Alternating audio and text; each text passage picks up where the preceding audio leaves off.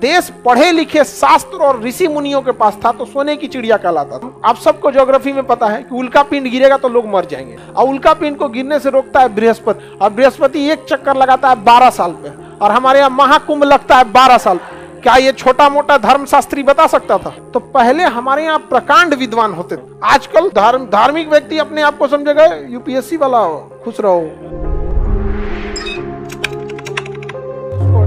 राम जी इधर से ही गए थे इसलिए इसे राम सेतु कहते हैं। क्या कहते हैं? लेकिन मुस्लिम और ईसाई परंपरा के हिसाब से यहाँ से आदम गुजरे थे इसलिए आदम ब्रिज। कि हमारे देश में ऐसा हो गया कि धार्मिक शिक्षा की ओर वह इंसान गया जो इस शिक्षा की ओर नहीं जा रहा था। तो आप देखिए इससे क्या हो रहा है ना कि धार्मिक जो चीज हो रही है उसमें सेलेक्टेड लोग नहीं जा पा रहे हैं, बल्कि वो लोग जा रहे हैं जो बड़े लेवल वाले चीजों में नहीं जा पाए किसी कारणवश।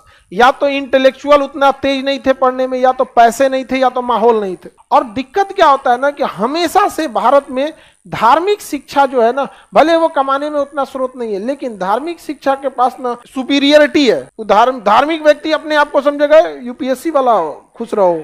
अरे यार ओकरा दुख कौन ची है? अब वो डीएमएसपी को भी कहेगा खुश रहो, ओकरा कौन ची का दुख है भाई?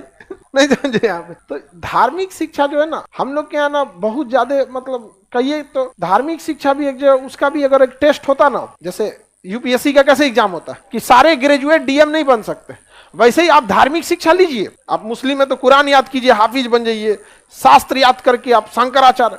लेकिन फिर जब आप दूसरे को ज्ञान देने आइएगा यहाँ पे तो वहां एक परीक्षा होता है।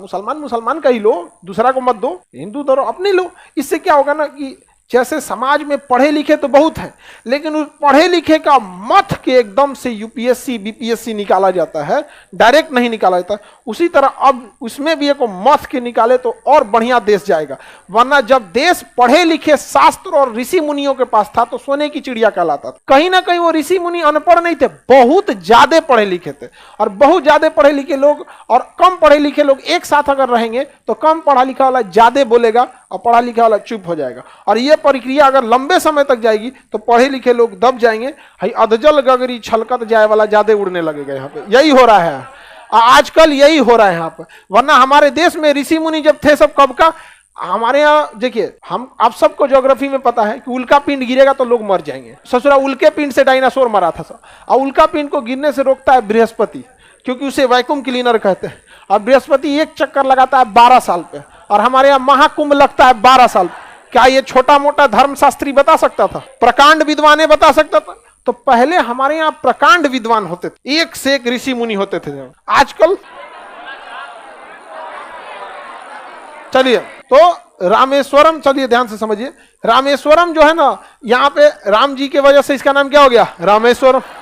हाँ रामेश्वरम, यहीं से गए थे राम जी। कहां पे? लंका। और रावण को अहंकार ज्यादा हो गया था, डूब गया बेचारा अहंकार लेके, अपना पूरी तरह से चौपट हो गया। आगे बढ़ते हैं, बाकी रामायण की कहानी आपको पता है। इसी का नाम आदम ब्रिज है। यही पंबन द्वीप पर एक छोटा सा जगह है रामेश्वरम, जहां एपीजे अब्दुल कलाम का जन्म हुआ था। एपीजे अब्दुल कलाम का जन्म भी कहां हुआ था? रामेश्वरम। पंबन द्वीपों का एक समूह है जिसके ऊपर पाक की खाड़ी तथा नीचे मन्नार की खाड़ी या भारत तथा श्रीलंका के बीच अवस्थित है। यह द्वीप जो है कई सुनामी की वजह से कई द्वीप क्षतिग्रस्त हो गए हैं। इसका सबसे प्रमुख भाग रामेश्वरम है, जहां एपीजे अब्दुल कलाम का जन्म स्थल। पौराणिक मतलब मान्यताओं के हिसाब से राम जी इसी रास्ते से क्या हुए थे, गए थे। यह इसके जैव विविधता की दृष्टि से बहुत ही संवेदनशील है। यहाँ का पानी उथला हुआ है, जिस कारण यहाँ से समुद्री जहाजें नहीं जा पाती हैं।